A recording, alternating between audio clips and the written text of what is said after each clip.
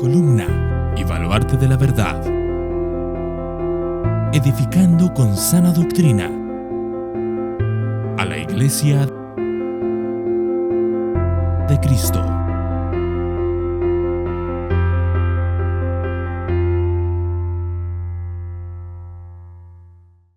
Hoy terminaremos Nehemías. La semana que viene, que es el último domingo de octubre, estaremos haciendo un mensaje especial. Y en noviembre arrancamos con serie nueva. Estaremos empezando el libro de Eclesiastés, que la verdad lo iba a empezar la semana que viene y no es tan fácil como parece. Y lo voy a posponer otra semana para arrancar con más tranquilidad, con más calma, porque está difícil enfocarlo. Es un libro que, como veremos juntos, a partir de noviembre no es fácil de leer. Y si no se interpreta debidamente, es hasta deprimente. El libro de Eclesiastés, si no lo lees bien, parece que al final el resumen del libro es ¿para qué vivir? ¿Para qué vivir? Es que casi le pongo ese título. ¿Para qué vivir? Entonces. Pero eso es una mala lectura. Y ahí estará la dificultad. Exponer un texto que a simple vista parece deprimente, pero que sirva para la gloria de Dios. Así que también oren por eso.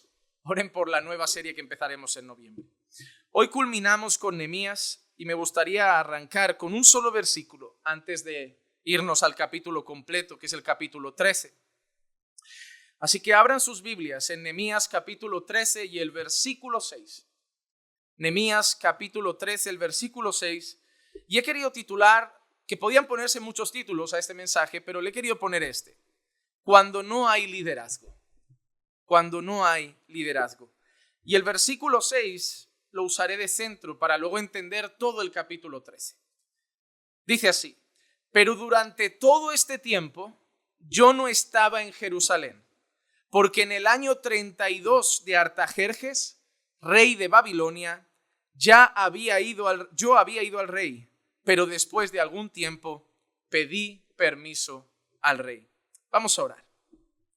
Padre, te damos muchísimas gracias por el privilegio de poder congregarnos en este lugar. Gracias, Señor, porque nos da pena saber que muchas personas hoy estarán en sitios donde el evangelio no es predicado.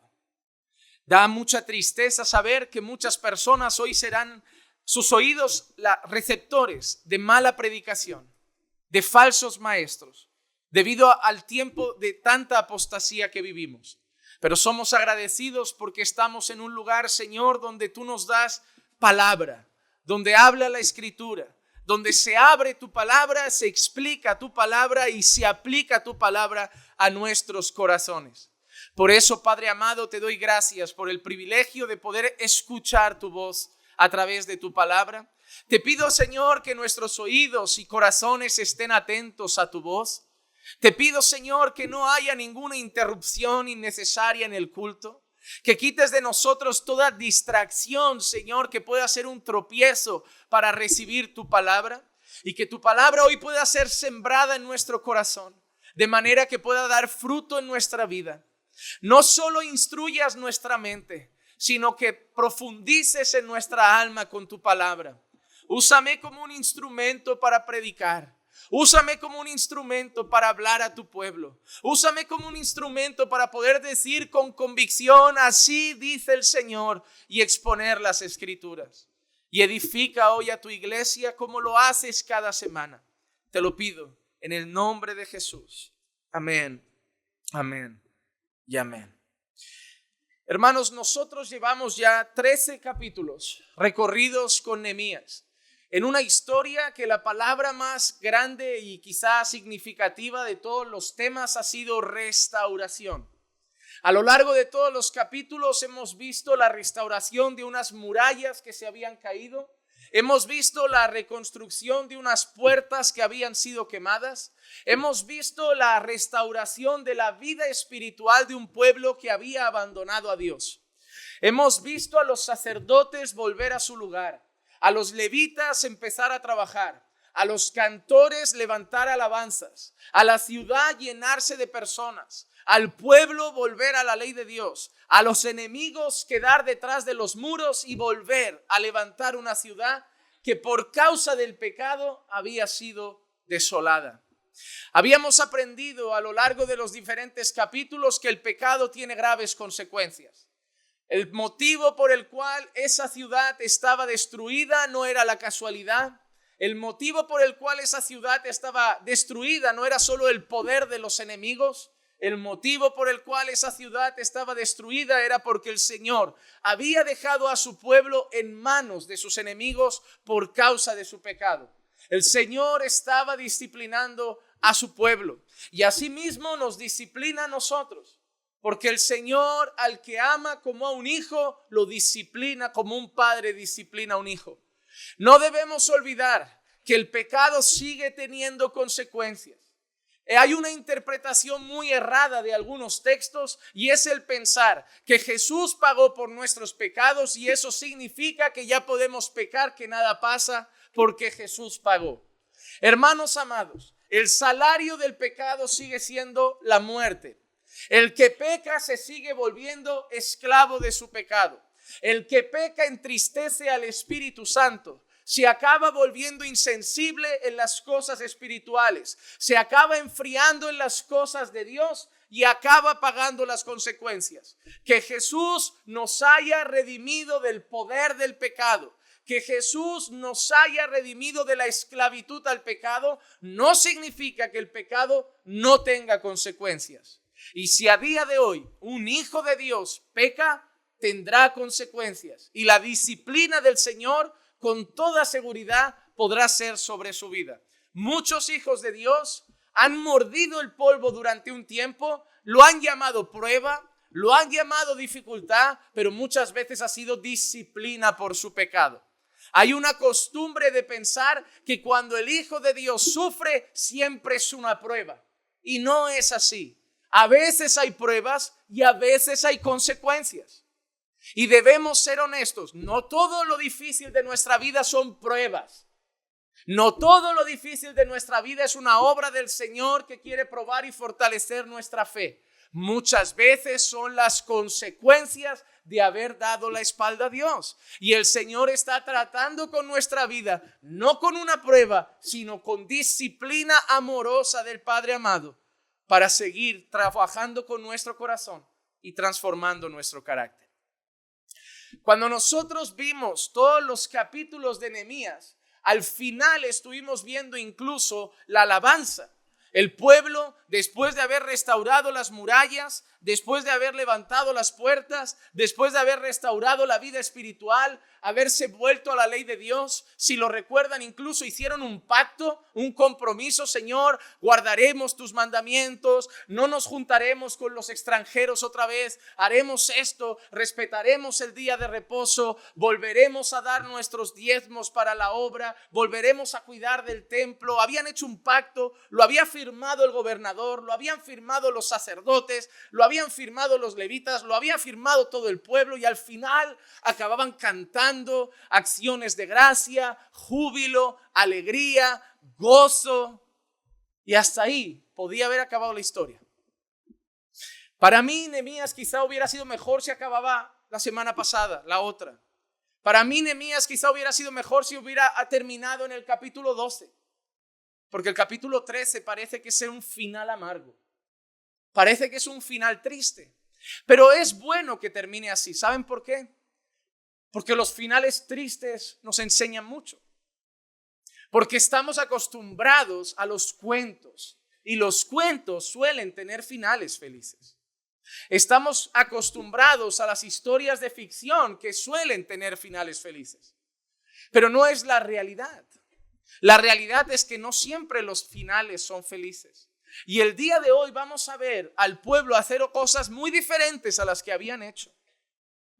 Al pueblo olvidar lo que habían prometido. Y a un pueblo que parece que ya esta vez sí, después de haber entendido, después de años de esclavitud, después de pagar el precio, ahora sí habían aprendido la lección e iban a servir a Dios con todo para siempre. Parece que lo olvidaron. Pero eso trae enseñanzas. Porque me parece que aunque ellos hoy nos vayan a parecer un mal pueblo, no dista mucho de nosotros.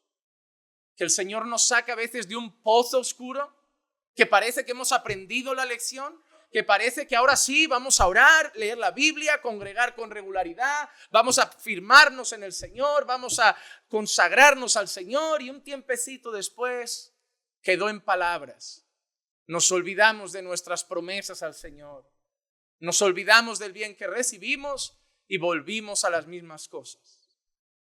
Porque me parece que aquellos hombres, como los del desierto, no eran los únicos de dura cerviz. Y que a nosotros también nos puede pasar. Así que esto nos puede servir de enseñanza de muchas cosas. Así que vamos al texto de hoy, a Nehemías capítulo 13, y vamos a ver cómo empieza. Y lo primero que vemos es que van a echar a los extranjeros de la ciudad. Y que nadie se enfade por esta parte, que nadie le venga una vena extraña. No voy a decir que a partir de ahora vamos a echar a los extranjeros. Nos quedamos prácticamente solos en la iglesia también, así que... Pero vamos a leer Nehemías capítulo 13, versículo 1 al 3, y mira que leemos. Aquel día leyeron del libro de Moisés, el libro a oídos del pueblo, y se encontró escrito en él que los amonitas y los moabitas no debían entrar jamás en la asamblea de Dios, porque no recibieron a los hijos de Israel con pan y agua, sino que contrataron contra ellos a Balaam para maldecirlos. Pero nuestro Dios convirtió la maldición en bendición, y sucedió que cuando oyeron la ley, excluyeron de Israel a todo extranjero. El texto nos empieza mostrando que hay unos extranjeros que son expulsados de en medio del pueblo de Dios. Que hay un grupo de extranjeros que son arrancados del medio de la ciudadanía de Israel. Pero no es una decisión arbitraria. No son echados los extranjeros por gusto. No son echados los extranjeros por un sentimiento racista. No son echados los extranjeros porque les ha alzado la vena patriota a los israelitas y dicen, no, aquí solo israelitas, todo el que no sea israelita fuera de este lugar. No, había un motivo, y es que habían encontrado algo en la ley del Señor. En la ley del Señor, escrita por Moisés, habían encontrado que los amonitas y los moabitas no debían entrar jamás en la asamblea de Dios. ¿Y por qué no? ¿Por qué el Señor es tan tajante y tan determinante en cuanto a los moabitas y amonitas? El texto también lo dice, porque no recibieron a los hijos de Israel con pan y agua, sino que además de no ayudarles, contrataron a un profeta para que lanzara una maldición contra ellos. Así que cuando esos pueblos tuvieron la oportunidad de ayudar a Israel, cuando esos pueblos tuvieron la oportunidad de extender una mano al pueblo de Dios, cuando esos pueblos tuvieron la oportunidad de hacer un bien, proteger, proveer y cuidar del pueblo del Señor, le dieron la espalda, les negaron ayuda, los abandonaron a su suerte, por decirlo de alguna forma, y además de no ayudarles, esos pueblos intentaron hacer algo más. Viendo el crecimiento de Israel, viendo la fortaleza del pueblo de Dios, fueron a un profeta y lo contrataron y le pagaron para que los maldijera. Es decir, para que el profeta dijera contra el pueblo lo que ellos, los que pagaban, querían que el profeta dijera.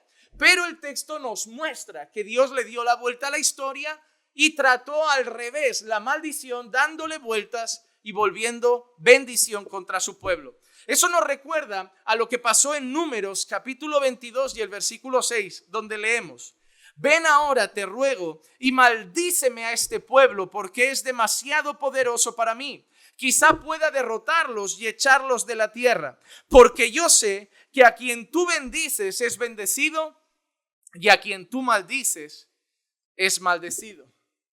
Había un rey que estaba viendo el crecimiento del pueblo de Dios. Un rey que estaba viendo cómo el pueblo de Dios se alzaba, se levantaba, se fortalecía y tenía miedo. Y era el hecho de que no veía posibilidades de poder derrotarlos en una guerra, de poder vencerlos en una batalla. Pero el rey piensa, ay, mira, yo conozco a un profeta que cada vez que maldice a alguien, cae maldición.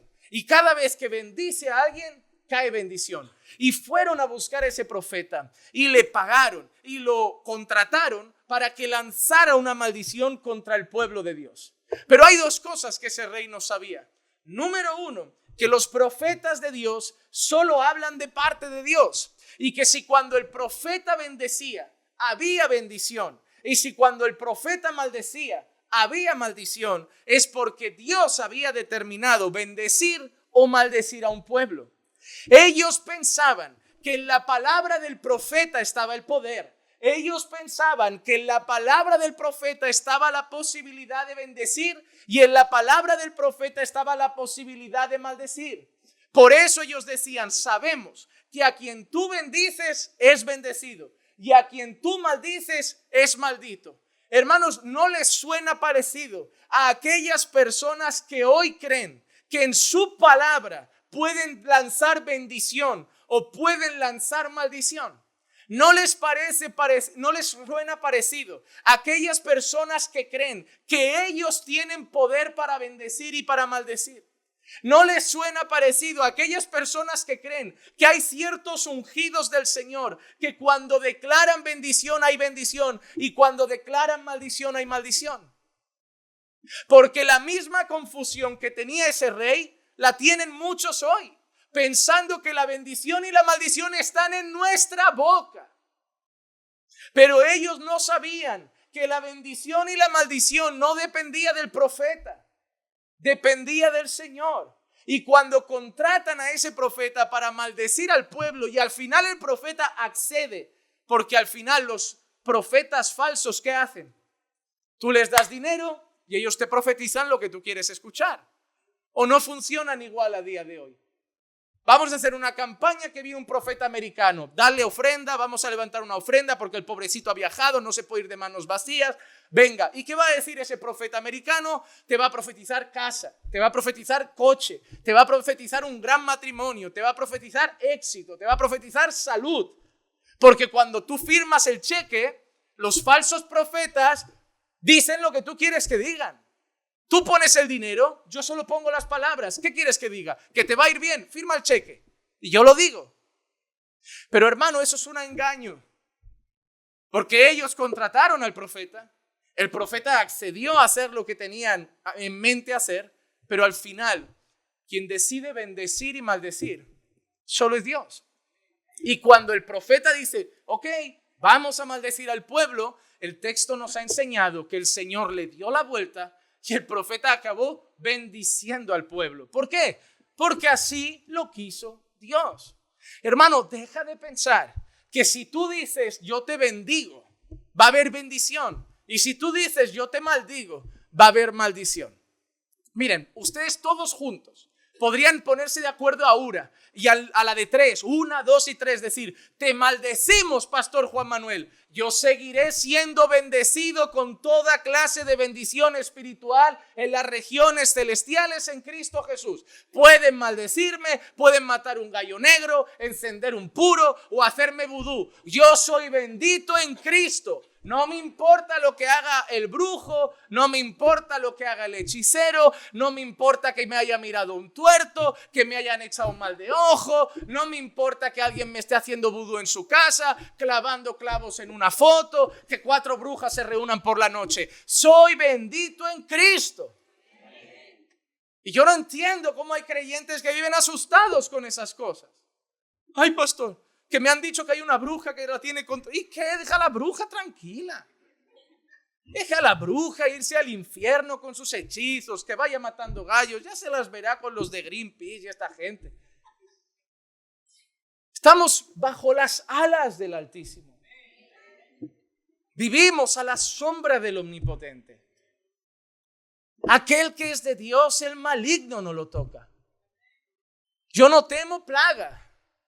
Yo no temo mal alguno que venga contra mi morada, porque el Señor me guarda.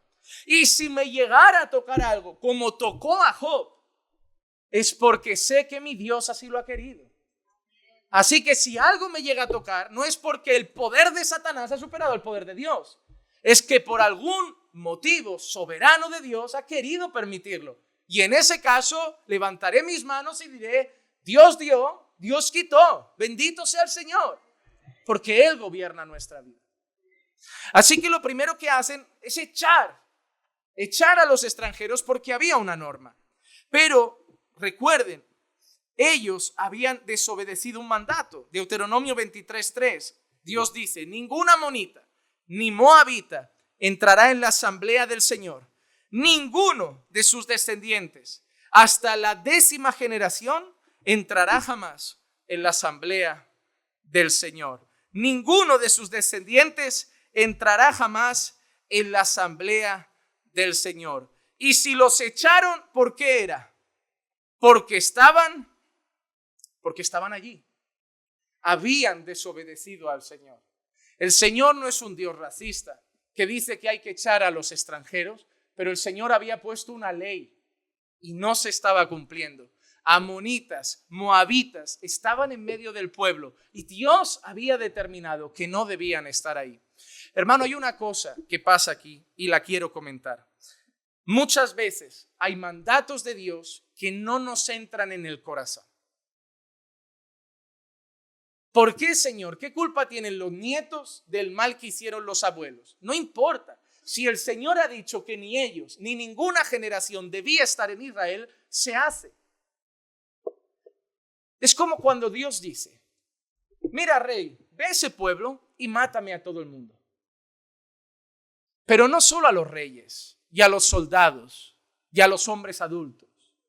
Mátame a las mujeres, aunque estén embarazadas. Y si son ancianas, también. Y si los niños pasan corriendo por el patio, también. Por cierto, no me dejes con vida ni a los animales. Quiero que ahí se vacíe todo aliento de vida. Y un rey que pensaba que a lo mejor Dios había exagerado un poco, decide no hacerlo. Y decide, bueno, pues podemos esclavizar al pueblo, podemos esclavizar al rey, podemos esclavizar soldados, matar soldados, pero podemos traer a los niños, a las mujeres, que mañana sirven, además, ¿qué culpa tienen los niños? Y ese rey ese día cayó bajo la reprobación de Dios. ¿Y sabes qué nos enseña eso? Que a Dios no se le cuestiona. Es muy egocéntrico, muy soberbio y muy arrogante pensar que yo puedo ser más bueno que Dios. Y cuando tú dices, Señor, ¿cómo haces eso? Le estás diciendo al Señor, yo, que tengo un corazón tremendamente bueno, jamás lo haría. Tú debes ser algo más malo que yo para hacer algo así. Hermano, tú eres tremendamente más malo que Dios. Y si Dios decidió matar a ese pueblo, no dejó de ser bueno cuando lo hizo. Lo hizo siendo amor, lo hizo siendo bueno, lo hizo siendo misericordioso, pero lo hizo con un propósito. Que nuestra mente limitada no lo entienda, eso es otra cosa. Que nuestra pequeña mente limitada no comprenda el propósito de Dios es otra cosa. Pero cuando Dios manda, se obedece. Lo entendamos o no lo entendamos. Cuando Dios da una ley, se cumple. Pero el pueblo había dejado a los moabitas y amonitas entrar ahí y debían ser expulsados por lo que habían hecho. Una cosa interesante. A veces creemos que la Biblia no trata todos los temas. Por ejemplo, hay muchas veces que escucho a la gente decir, no mezclemos la Biblia y la política. Hermanos amados, uno de los libros más políticos que existen es la palabra de Dios. La palabra de Dios incluye también leyes migratorias. La palabra de Dios enseñaba y regulaba cómo debía tratarse al extranjero cuando llegaba. ¿Sabes que uno de los problemas que tenemos en España? Que no tratamos al extranjero como dice la palabra del Señor. Por ejemplo, había una norma que si el extranjero llegaba al pueblo y quería vivir en el pueblo, comerás lo de nosotros, tu religión será la nuestra, te adaptarás a nuestro pueblo. Pero ¿qué pasa cuando abrimos la puerta y que cada uno monte su sinagoga, su mezquita y cada uno con su cultura? Se hace un lío. Dios tiene leyes, ayudad al extranjero, colaborad con él, pero el extranjero se va a volver nacional. El extranjero va a aceptar nuestra cultura. El extranjero va a aceptar nuestras normas. El extranjero va a pasar incluso por el cuchillito de la circuncisión si quiere ser parte del pueblo. Hay leyes, hay normas. Yo les animo a leer con cautela la Biblia, sobre todo el Antiguo Testamento, porque van a entender muchas cosas, incluso a nivel social y político. Así que lo primero que hacen es echar a ese pueblo. Pero hay un problema y ahí entra el lío de todo lo que vamos a comprender hoy. Y es que las cosas se empezaron a torcer, porque aprovecharon que el líder se había ido. Versículos 4 al 7, miren lo que leemos. Antes de esto, ojo, antes de echar a los extranjeros, antes de echar a los moabitas, antes de echar a los amonitas, antes de esto, el sacerdote Eliasib, mira, ¿quién la lió? ¿Quién la lió? No fue el portero, no fue un cantor, fue un sacerdote. Y te digo una cosa, todos los problemas malos que hay en el pueblo de Dios hoy es por el mismo motivo. Empiezan por los sacerdotes. Y déjame decir algo, sé que no tenemos sacerdotes, pero empiezan por los pastores. Los problemas graves que empezaron a darse aquí fue por la tolerancia, la falta de respeto a la ley y la desobediencia de los sacerdotes. Porque si el sacerdote lo hace, ¿quién le va a contradecir? Si el sacerdote no respeta la ley, ¿cómo la voy a respetar yo? Y hoy en día, por la tolerancia al pecado de los pastores, por la falta de amor por la ley de Dios de los pastores, por una mala predicación de los pastores, por la mundanalidad de los pastores, la iglesia acaba corrompida. Ah, pastor, pero usted, aquí somos 300 y usted es uno. Pero si yo me pongo a predicar la palabra de Dios, eso va a ser un filtro. Porque tarde o temprano tu corazón, golpeado por la ley de Dios, golpeado por la palabra, golpeado por el evangelio, golpeado por los mandamientos, te va a dejar dos salidas. O te rindes o te vas a una iglesia mundana como Hillsong o como otra. Así que si el sacerdote se para firme en la ley, si el pastor se para firme en la palabra, al final los que están delante tendrán dos opciones. O buscar una iglesia mundana donde puedan seguir jugando a ser cristianos cuando no lo son, o someterse a la ley de Dios. Sí, pueden ser 1000, pero si este púlpito sigue fiel, la iglesia cogerá buena forma. Si este púlpito sigue fiel, la iglesia será santificada. Porque al final habrá conflicto y el que no se someta a la ley, no a mí, a la ley de Dios, acabará marchando y no habrá problema. Porque hay iglesia de Cristo y por ahí hay sinagogas de Satanás para las cabras también. Pero las ovejas se someterán a la ley. Las ovejas escucharán la voz del pastor Jesucristo y lo seguirán. Las ovejas que lo aman guardarán sus mandamientos. Pero si se tuerce el púlpito,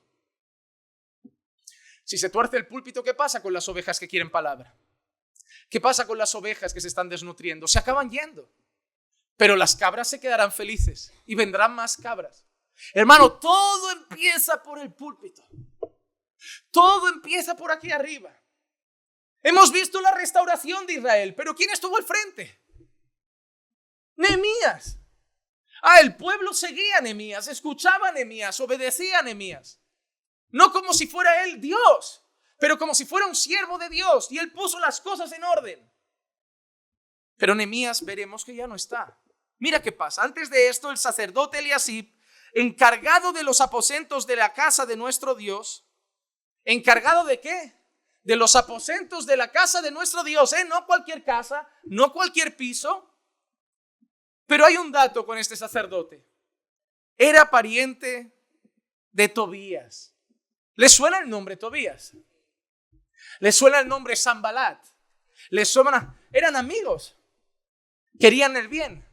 ¿Habían ayudado a Nehemías? ¿Le habían echado una mano? Porque a mí me suena que lo habían amenazado.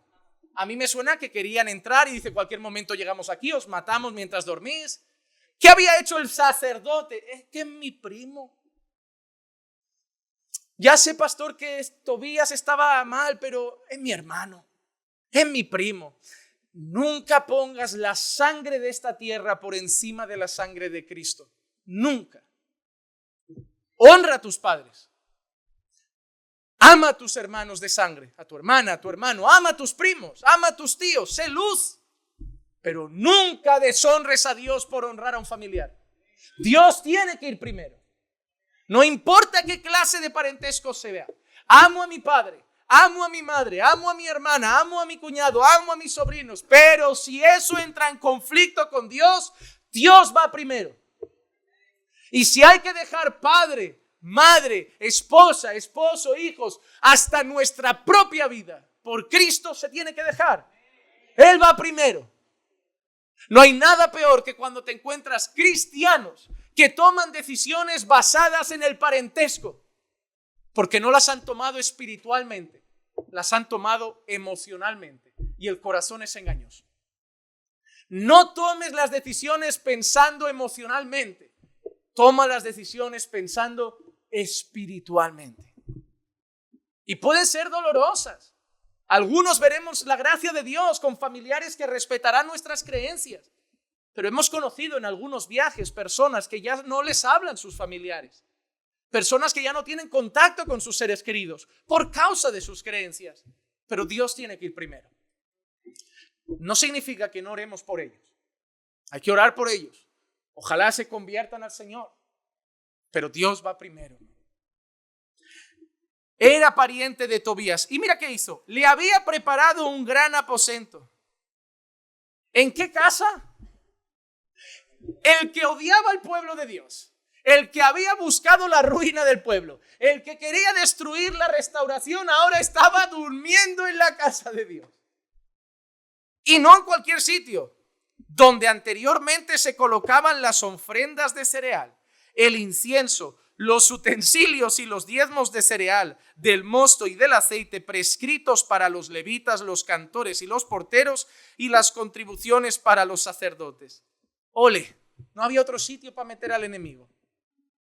No había otro sitio para poder poner a dormir al enemigo. Pero mira qué dice. Pero durante todo ese tiempo, yo no estaba en Jerusalén. Ha cambiado una cosa en esta historia. Cuando Tobías, Sanbalat y mandaban sus cartas, ¿quién estaba recibiéndolas y estaba firme? Nehemías. A mí no me intimidas. Yo sigo firme. Yo sigo al Señor. Pero recuerdan al inicio, cuando toda la historia empieza, que Artajerjes le dice a Nehemías, dime cuánto vas a tardar. Yo te doy permiso, pero dime cuánto vas a tardar. Se había cumplido el tiempo. Nehemías tenía que cumplir con su palabra, porque un hombre de Dios tiene palabra con la iglesia, pero también con la sociedad. Porque los cristianos no tenemos solo palabra entre nosotros, tenemos palabra con el jefe, tenemos palabra con los empleados, tenemos palabra con los vecinos, tenemos palabra con quien sea. Si los cristianos decimos algo, nuestro hablar es sí, sí, no, no. El resto es del diablo. El Señor no dice, ten palabra con la iglesia, con el mundo puedes tener mal testimonio. No. Y Nehemías le había dado la palabra al rey. En un tiempo vuelvo rey, vuelvo a ser copero, yo no me libro de la esclavitud, yo voy a hacer un trabajo y ya Dios me ha dado gracia que me has dejado ir. Así que Nehemías había vuelto. Y ahora las cartas ya no las recibe Nehemías. Y ahora las sugerencias ya no las recibe Nehemías. Dice, porque durante todo ese tiempo yo no estaba en Jerusalén, porque en el año 32 de Artajerjes, rey de Babilonia, yo había ido al rey. Pero hay algo bonito. Pero después de algún tiempo, él volvió a pedir permiso al rey y vino a Jerusalén y me enteré del mal que Eliasib había hecho para favorecer a Tobías al prepararle un aposento en los atrios de la casa de Dios. ¿Saben cuál es el momento más crítico de un ministerio? Para mí, a lo largo de lo que me han contado pastores, a lo largo de lo que he visto en iglesias, los cambios de liderazgo. ¿Saben ese hombre que ha estado fiel al Señor 40, 50 años, enseñando, predicando, llevando la iglesia en línea y de golpe se tiene que jubilar o se muere, está mayor y cede el testigo? Y llega la siguiente generación. Y llega la siguiente rama de pastores, de predicadores. Y empiezan ya bueno, para ese tiempo lo que hacían estaba bien. Pero ahora hay que adaptarse a nuestros tiempos. Yo no me imagino la cara de esos pastores viendo a esa nueva generación cambiando los mensajes. De golpe ya no se confronta el pecado. De golpe ya no se habla de santidad. De golpe ya no hay arrepentimiento. De golpe ya no hay ayuno, ya no hay oración, ya no hay consagración, ya no. Ahora es todo promesas. Ahora es todo palabras de fe. Ahora es todo palabras de motivación. Y me imagino a esos ancianos viendo el púlpito con lágrimas en los ojos. Pero ellos no pueden quedarse para siempre. Hermano, no hay nada más difícil que el saber dejar a buenos sucesores en un ministerio. Para ser, como decíamos el jueves, como un Pablo que puede decir, os envío a Timoteo, mi hijo, fiel siervo del Señor, que tiene mi mismo sentir, Hermano, ese es el trabajo más difícil de un pastor. No es solamente pastorear. Piensa una cosa, los pastores no son eternos. Los pastores a veces no duran mucho, puede llegar un infarto, pueden pasar 1000 cosas. Y los ojos de un pastor solo buscan entre el redil muchas veces y oran al Señor de la mies, levanta un obrero fiel.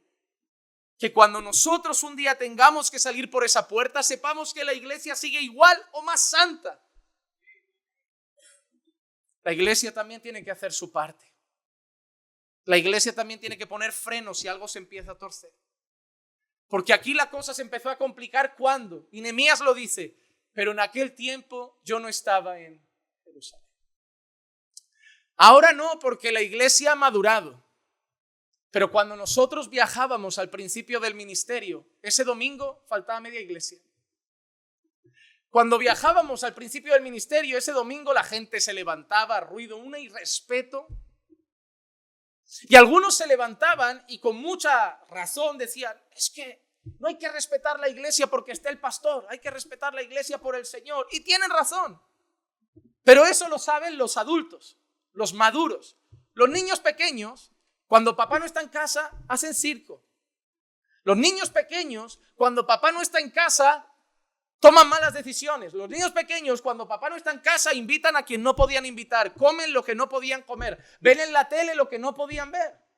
Y eso es una realidad que debemos admitir. Los creyentes maduros, cuando el pastor no está o los pastores no están por cualquier motivo, saben el motivo del culto, saben el motivo de la adoración, es el Señor Jesucristo. Pero los creyentes inmaduros, los que todavía tienen poca santificación en su vida, los que todavía tienen poca madurez espiritual, cuando el liderazgo no está, se relajan, faltan, porque ellos no tienen temor de Dios, ellos tienen temor del pastor, de que el pastor vea que no fue al culto, de que el pastor vea que faltó, de que el pastor vea que se levantó. Y cuando Juan Manuel predica, yo ahí no voy al baño, porque él te lo dice, él luego te engancha y te dice, oye, qué poca vergüenza, si vas al cine no vas al baño, si vas ahí no vas al baño, pero durante el sermón sí, es una falta de respeto. Yo por no escuchar a Juan Manuel no me levanto, pero como el hermano que está hoy no me va a decir nada, hoy fiesta. Eso pasa. Por eso el Señor siempre ha tenido liderazgo en la iglesia. El liderazgo en la iglesia no es una jerarquía superior que Dios dice, ellos valen más, ellos son mejores, ellos son los que mandan. El liderazgo de la iglesia es una manera en que Dios guía y cuida al pueblo, porque saben que hasta que la gente madura en la fe, es necesario que haya figuras de autoridad para poner las cosas en orden. Nehemías no estaba, había tenido que volver al rey. Había tenido que volver a sus labores, había acabado su compromiso, su permiso, su ayuda.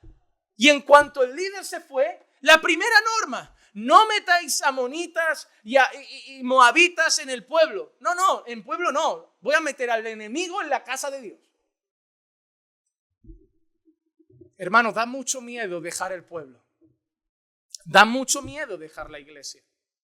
Porque alguno puede pensar, no pasa nada, si están o no están los pastores, la iglesia seguirá. No es tan sencillo. ¿Crees que este es el único caso? Vamos a Éxodo capítulo 32 y versículo 1. Para que veas que no es el único caso.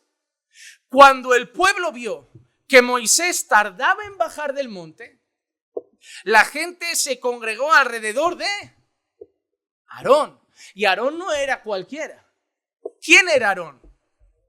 Amigos, otra vez el líder espiritual.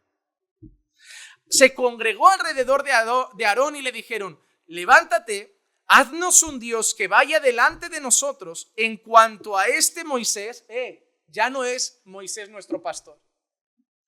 Ya no es Moisés nuestro guía. Ya no es Moisés nuestro libertador. Ya no es Moisés el que nos sacó de Egipto. Ahora ya se ha vuelto este Moisés. Ya no es el pastor que cuando llegamos a la iglesia, no, en esta iglesia sí que hay palabra, en esta iglesia sí que predican. Ahora es este pastor. Sigue siendo el mismo. Moisés seguía siendo el mismo. ¿Pero qué había cambiado? El corazón del pueblo. El corazón del pueblo. Mira, en cuanto a este Moisés, el hombre que nos sacó de la tierra de Egipto, no sabemos qué le haya acontecido. Versículos 7 al 9. Entonces el Señor habló a Moisés: desciende pronto, porque tu pueblo no es mi pueblo, no es el pueblo, es tu pueblo. Hermano, ¿esta iglesia de quién es? Del Señor. Pero ¿quién la pastorea? Son los pastores. Y eso es lo que el Señor está mostrando. Sí, el pueblo es mío, pero tú eres su guía. Tú eres su responsable. Es como cuando veíamos a Daniel orar. Hemos pecado. Daniel, ¿tú qué has hecho? Bueno, es el pueblo, yo soy el responsable. Cuando Nehemías oraba: Señor, perdona nuestros pecados, hemos pecado. Nehemías, ¿tú qué has hecho? Bueno, es el pueblo, yo soy responsable. Porque cuando todo va bien es mi pueblo. Cuando todo va mal es tu pueblo, Señor, es malo. Cuando un niño se porta bien: oh, nuestro hijo es un gran estudiante, nuestro hijo es súper educado, nuestro hijo, cuando hace una trastada le dice el marido a la mujer: tu hijo ha hecho eso. ¿Cómo que tu hijo? Ahora ya no es nuestro, ahora es solo mío. Cuando lo hace bien, el mérito es tuyo también. Cuando hace una trastada, la culpa, el niño parece que solo lleva mi ADN. Porque el ser humano, cuando va a ser aplaudido, siempre dice: mi pueblo, mira lo que hemos hecho, mi iglesia. Cuando empieza el desastre: bueno, yo estoy en una iglesia, el Señor me ha puesto a pastorear un pueblo, 4 gatos, rebeldes. Pero si la iglesia ahora son 300, no, nuestra iglesia, mi pueblo, mis hermanos.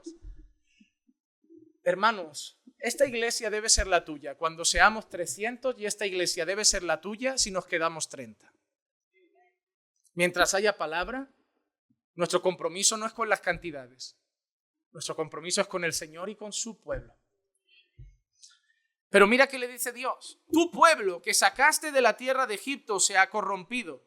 Bien pronto se han desviado del camino que yo les mandé. Se han hecho un becerro de fundición y lo han adorado. Le han ofrecido sacrificios y han dicho: ese es tu Dios, Israel, que te ha sacado de la tierra de Egipto. Y el Señor dijo a Moisés: he visto a este pueblo y aquí es un pueblo de dura cerviz. El Señor manda plagas. El Señor mata a los primogénitos de Egipto. El Señor abre el mar rojo. El Señor se traga a Faraón y los carros. El Señor... Pero en cuanto Moisés se va un ratito, quiere otro Dios. Y ahora tú, nuestro líder. Y hermanos, Aarón no se puso firme. Aarón no dijo: no, el Señor nuestro Dios uno es. Aarón no dijo: no, vamos a orar por Moisés. Aarón no dijo: hermanos, hay que seguir firme con la ley de Dios. Hermanos, solo hay un Dios. Hermano, hay que seguir creyendo en el Dios que nos sacó de Egipto. Aarón dijo: bueno, hermanos, si es lo que quieren, ¿qué voy a hacer yo? ¿Pelearme con todos? El liderazgo no significa solamente estar delante del pueblo y a veces enseñar. El liderazgo significa tener una autoridad que es servicial, pero muchas veces es firme. Es decir, esto es así. Me da igual que 300 digan que no, esto es así. Yo y mi iglesia serviremos al Señor. El resto podéis servir a quien queráis, pero yo y mi iglesia serviremos al Señor. Eso es un liderazgo. Eso no es autoritarismo. Es como un padre. Cuando una niña sale mal vestida por la casa y el padre se pone en la puerta y dice: tú no te vistes así. Tira y cámbiate. Eso no es autoritarismo. Eso es una autoridad. Tú no lo haces como un dictador sobre su vida. Tú lo haces como un padre que la ama, que la cuida, que vela por su alma, que vela por su integridad, que no quiere que ofende al Señor. Pero a veces necesitamos firmeza. Hermano, firmeza no es autoritarismo. Y hay gente que es tan rebelde que cuando alguien le da una orden ya es un dictador. Que cuando alguien se pone firme ya es se cree el dueño de la... No, es firmeza. Firmeza, pero no ante mis ideas, ante la palabra del Señor. Porque ninguno de vosotros mañana va a estar respondiendo por el alma de otro, allá arriba, de esta iglesia. Pero la Biblia dice: como quienes han de dar cuentas por vuestras almas. Eso requiere firmeza. Como los padres que no están haciendo su trabajo, porque les falta firmeza. Porque hay padres emocionales que no tienen firmeza en el hogar y los hijos hacen con ellos lo que quieren y en casa lo que quieren. Si van a la iglesia: hoy me apetece, papá, hoy no te acompaño. Yo veo a padres que cuando el niño viene a la iglesia es como, mira pastor, hoy ha venido. Le digo, es que como no venga la semana que viene, no es como para decir, no pasa nada, es grave, es tu hijo, vive en tu casa. ¿Le pagas el agua? ¿Le pagas la luz? ¿Le pagas la comida? ¿Le pagas el techo? Tiene que venir. Ah, pero para que venga sin ganas, que venga sin ganas. Y si se me duerme, ya grito más. ¿Qué va a hacer en tu casa? ¿Ver Netflix? ¿Qué va a hacer en tu casa? ¿Meterse en internet? ¿Qué va a hacer en tu casa? ¿Ver la tele? ¿Va a ser salvo así? La fe viene por el oír y el oír de la palabra de Dios. Así que tú vas a la iglesia. Porque yo no creo que tú te vayas a salvar, pero creo que Dios te puede salvar. Así que tú vas a la iglesia. Pero los padres hoy, cero autoridad. Cero autoridad. Cero autoridad. Por eso los niños, 100 autoridad. 100 autoridad. Ya no sabes quién manda en casa. Y en algunas iglesias tampoco sabes quién es la autoridad. Pero se deben respetar. Ahí fuera tenemos autoridades civiles. Hay que respetarlas. En casa hay autoridad. Hay que respetarla. Y en la iglesia Dios ha puesto ahí autoridad. Y hay que respetarla. Pero cuando somos muy rebeldes, no nos gusta ninguna autoridad. Por eso este jueves en Timoteo, el título del sermón es ese. Orando por nuestras autoridades, aunque no nos guste. Porque hay gente que solo ora cuando gobierna a la derecha. Ahí sí, yo por Trump oraba, pero por Biden yo no oro. Yo por Bolsonaro oro, pero por Lula jamás oro. Tú no estás llamado a orar por la autoridad que te gusta. Tú estás llamado a orar por la autoridad que hay. Porque cuando Pablo le dice a la iglesia, orad por los reyes y gobernadores, ¿sabes quién gobernaba? Gobernaba Nerón. Y él, al lado de él, Chávez es un ángel. Al lado de él, Castro es un ángel. Lula es un ángel. Al lado de él, Pablo Iglesias es un ángel. Al lado de él, Hitler es un ángel. Gobernaba Nerón. Y Pablo dice, orad por ellos, para que tengamos paz, para que nos vaya bien y para que sean salvos. Porque a los ojos de Dios a lo mejor tu hijo no es peor que ellos. Lo que pasa es que tu hijo no está en el poder. Pero seguro que por tu hijo sí oras. Muy interesante la clase de este jueves. Yo les animaría a venir a todos. Cuando el líder se va, hay peligro. Mira lo que dice Pablo en Hechos capítulo 20, versículo 29 al 30. Sé que después de mi partida vendrán lobos feroces entre vosotros que no perdonarán el rebaño y que de entre vosotros mismos se levantarán algunos hablando cosas perversas para arrastrar a los discípulos tras ellos. Mira el miedo que tenía Pablo. Sé que en cuanto me vaya van a venir lobos. Sé que en cuanto salga por esa puerta, coja el barco a la próxima ciudad, van a venir lobos. Y no solo lobos desde fuera, entre nosotros también. Hermano, eso puede pasar hoy en una iglesia. Si el pastor dice, hermanos, tengo que ir 6 meses a tal sitio, da miedo. Dan miedo. A veces hay iglesias que llaman y dicen, no, podrían venir 6 meses para ayudarnos a dar firmeza, fundamentos a la iglesia. Y digo, no. ¿No confías en tu iglesia? No. ¿Soy malo por eso? Es que la iglesia no es uno. Es que la iglesia no son 2. Es que la iglesia no son 10. Yo confío en mucha gente de mi congregación, pero no confío en todas las personas que entran aquí. Ah, pastor, eso está feo. ¿Eso está feo? No, eso es una realidad como una casa. Aquí hay mucha visita. Aquí hay mucha gente nueva que todavía no conozco y no sé ni qué intenciones tiene. Yo estoy dando un voto de confianza. Me vas a decir que tu hija te dice, papá, mañana vienen 50 amigos a casa y tú, no, papá, no seas desconfiado. Son buenos muchachos. Tú no sabes que te van a robar algo. Tú no sabes si se van a drogar. Tú no sabes si van a hacer algo indebido con tu hija. Ah, pero papá, no seas desconfiado. Es que yo no los conozco. ¿Cómo me voy a ir 6 meses? Y luego esto se tuerce y ¿qué? El trabajo de 11 años, la mitad a la basura. Y luego esto se tuerce y mañana quien responda ante Dios no fue quien se quedó, fue quien los dejó solos. Porque si un padre se va de casa y pasa algo con los hijos en casa, ¿quién es el responsable? Los hijos. Es el padre que los dejó solos. Si tú dejas a tu niño de 3 años, te vas y a tu hijo le pasa un accidente en casa, las autoridades van contra ti. Se llama negligencia, se llama abandono de responsabilidades. Tú eres el culpable. Si yo me voy 6 meses o 1 año de la iglesia y pasa algo aquí, yo me voy a sentir culpable. Tú no has hecho, yo sí, me fui. No es desconfiar de todo el mundo, pero es saber que la iglesia necesita guía, autoridad. Y el Señor dispone a las personas en un lugar. Y Pablo sé que cuando me vaya, no solo van a venir peligros de fuera, sino que sé que hay gente que ahora mismo tengo delante. Mira, esto es lo que Pablo estaba diciendo. Sé que hay gente que ahora tengo delante y no hace nada porque estoy yo. Pero que en cuanto me vaya, se van a poner a hacer lo que yo digo que no se debe hacer. Y me vas a decir que eso no pasa. Que aquí podemos decir, esto está mal, hermanos, esto está mal, hermanos, eso está mal, hermanos. Pero cuando los hermanos están solos, pasa. Y si el pastor no está, va a pasar en la iglesia. Cuando Nehemías se fue, el enemigo entró en casa. Cuando Moisés se fue, la idolatría llegó a casa. Y cuando Pablo se va, sabe que los lobos vendrán a casa. ¿Qué te hace pensar que hoy a nosotros no nos pasaría lo mismo? No seas tan inocente, es la realidad. Y, pastor, no estoy acusando a nadie. Pero que puede pasar, puede pasar. Y por eso uno debe estar en casa, cuidar su casa, velar por su casa. Como hacen los padres y como deben hacer los pastores. No hay nada que ha llevado más a la ruina a jóvenes que la confianza excesiva de sus padres sobre ellos.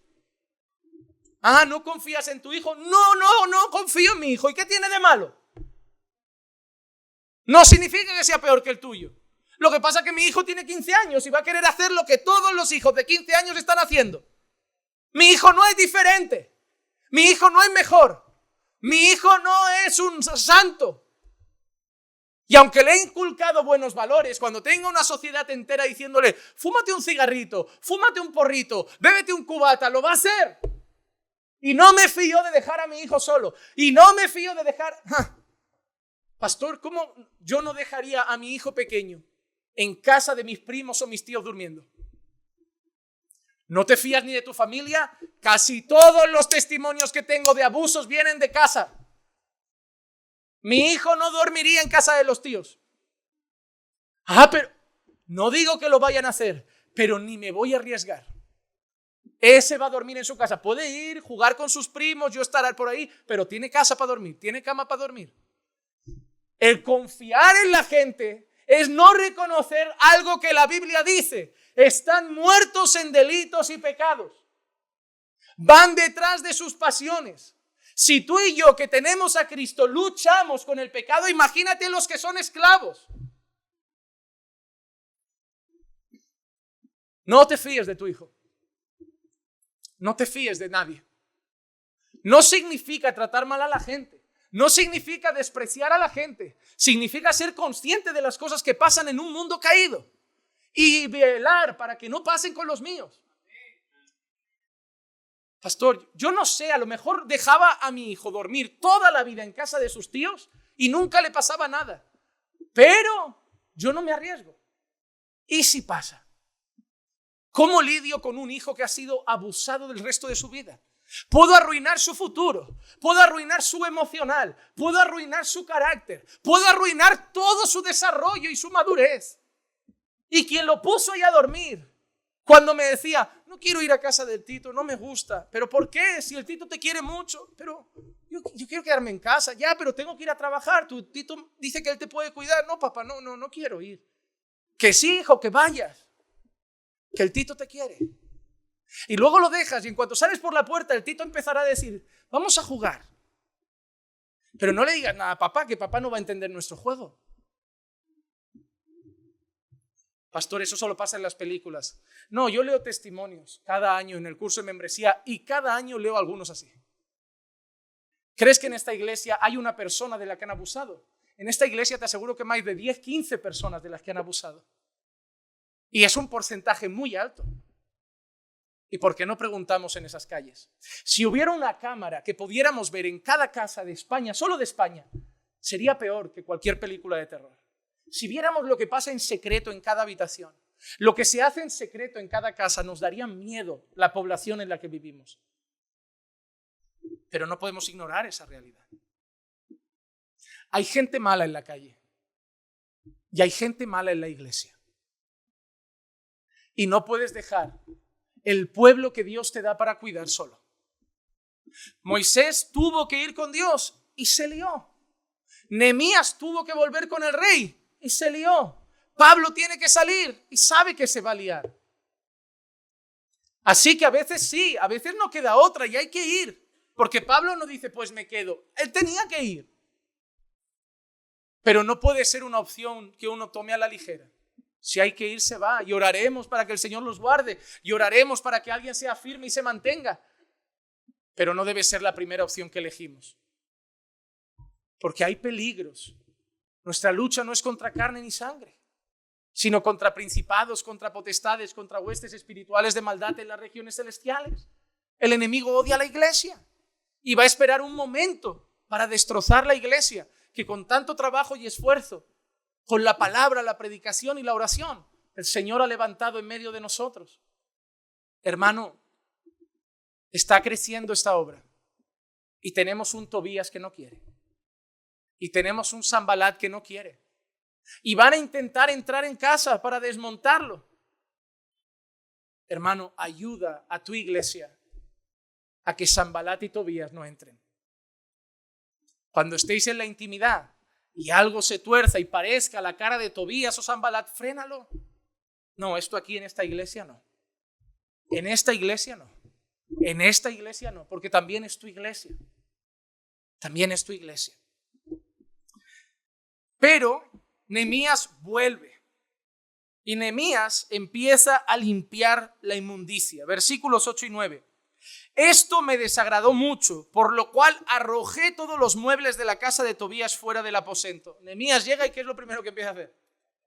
¿Te imaginas a Tobías llegando de la compra y por la ventana la tele, el mueble, el portátil y Tobías, ¿qué pasa aquí? Y Nehemías asomándose con esa carita y diciendo, he vuelto. Entonces ordené que limpiaran los aposentos y puse de nuevo allí los utensilios de la casa de Dios con las ofrendas de cereal y el incienso. Nehemías llega y lo primero que hace es quitar toda la basura y pone las cosas en su lugar.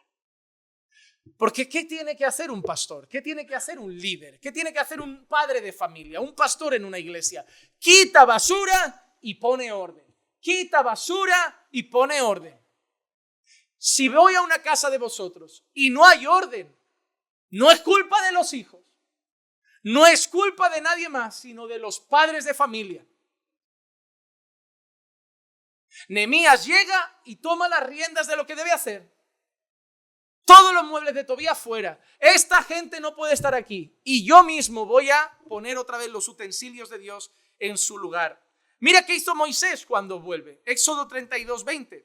Y tomando el becerro que habían hecho, lo quemó en el fuego, lo molió hasta reducirlo a polvo y lo esparció sobre el agua. E hizo que los hijos de Israel os vais a comer vuestro Dios, para que veáis que no es Dios ni nada. No, pero no basta con quemarlo, os lo vais a tragar. No basta con decir que no es Dios y romper el ídolo, os lo vais a tragar. No vayas hoy tú a casa de tu tía la católica, cojas la estatua de María, la tritures y se la eches en el café con leche. Tía, ¿te vas a tragar a María? ¿Que te vas a tragar a María? No. Hermano, que Moisés haga eso no significa que ahora nosotros tenemos que ir moliendo todos los ídolos. Es que hay gente que lee una cosa en la Biblia y se lo toma a pecho y dice, yo me voy a hacer lo de Elías, voy a hacer un altar y aquí va a caer fuego. No. Pero quédate con lo importante. Nehemías se va, la casa de Dios en desorden. Nehemías llega, quita basura, pone orden. Moisés se va, el becerro de oro. Moisés vuelve, quita becerro, pone orden. Pero eso no lo hizo solo Nehemías. Eso no lo hizo solo Moisés. Eso lo hizo nuestro Señor Jesucristo. En Juan capítulo 2, versículo 13 al 17 leemos lo siguiente.